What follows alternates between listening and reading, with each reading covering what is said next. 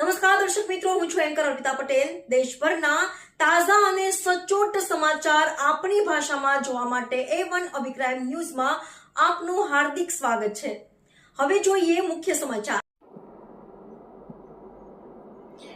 ભચાઉ નગરપાલિકા ઓફિસના તલાટી રેકોર્ડ રૂમમાં આગ, 7 કલાકની મહેનત બાદ ફાયર ટીમે કાબુ મેળવ્યો હતો। ભચાઉમાં નગરપાલિકા ઓફિસના તલાટી રેકોર્ડ રૂમમાં મંગળવારે વહેલી સવારે આગ લાગવાની ઘટના સામે આવી હતી। મળતી માહિતી મુજબ રાત્રે આશરે 1:45 વાગે ભચાઉ નગરપાલિકા ફાયર ટીમને કોલ મળતા તાત્કાલિક ઘટના સ્થળે પહોંચી પાણીનો મારો શરૂ કર્યો હતો।